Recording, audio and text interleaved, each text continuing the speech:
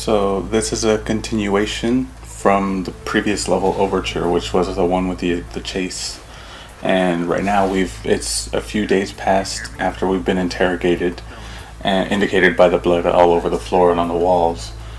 Right now there's a audio coming through the TV right there indicating that there's a rescue team coming back for this Agent Howard. So now they've hacked through the system, opened the door, and our main mission is to escape, and with the secondary objective to find the documents that we stole in the previous level, if we can.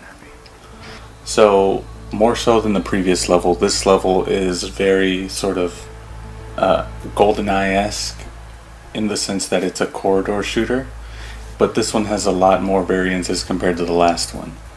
So right here we could have either gone straight to this room or down the hallway to note that the door is locked, and more things like that. Like later on there'll be a part where we need to turn on the lift and to get out of there, but there's a laser grid. So we can either go turn on the lift by switching the power back on, or first turning off the laser grid and sort of deciding which one you want to do besides the other, over the other, excuse me. So after we've gotten this key card, this unlocks all doors that have been locked on this floor. And that's the laser grid I was talking about right there. On that window on the left side there will be a sort of station where you can turn it on and off.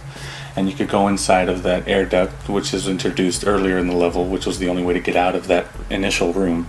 So the player now knows air ducts take you to another air duct. And after we've turned off this laser grid, there's really only one thing to do, which is to turn on the lift power. If we go in here, we see that the power to the lift has been turned off. And once we get to the surface, that's where the level is where we can get out.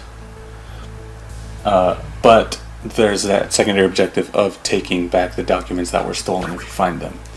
Also, to get out of here, the player must find a smoke grenade to use on the rooftop or on the side of the streets or wherever it is that they escape from, to call in a transport chopper that's circling around the area. Earlier when that audio was coming in through the TV, they said that they don't know his exact location, but they figure that he's stuck underground in that area, so they hacked that door, but they wouldn't know how to track him at the very moment. So once we get to this top level, we can see that there's two different corridors we can choose, which is go straight to the door that leads out to the exit, or down the hallway into the doors, follow the security department signs. So you can decide to go straight to the security department or to the exit and find out that you need a green card. So now the player's on a journey to find the green card. As we did with the earlier blue card, we've got access to the floor downstairs, but now we need to unlock all doors on this floor. So right here we see that there's a camera, and we can either shoot it, or if you look to the right side, there'll be an air duct that we can use just like before. Let's go ahead and shoot it right now. It was indicated earlier that there was an enemy walking by, and if they do see you, then all other enemies in that area will swarm to your position.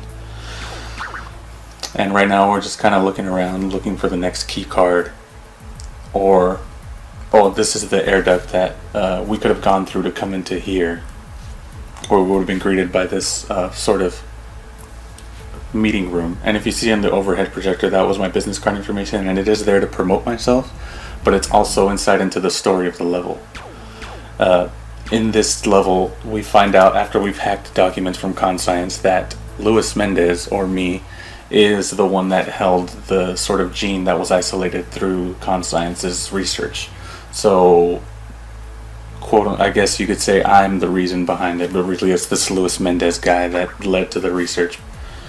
And right there, that enemy was patrolling that area, but it was stationary at the time, so it's not like it was just standing there. And here's that smoke grenade that we got, and once again, the laptop with my information. So now the one thing left to do is to get out of here, and luckily through this playthrough I managed to not trigger any alarms or anything. So far so good. The only thing left to do is to pop that smoke grenade. I've got the information from the previous mission, and everything's good until we get to this point, which is the alarm has been triggered. So now the one thing left to do is, if you saw that light turn off, that means that door has been locked. There's no other way out. and same for the door behind me when I enter this room. So now the main thing is don't die, get out of there, find another way to the surface. And that's when the sort of running part begins. Enemies start flooding towards your position, trying to take you down.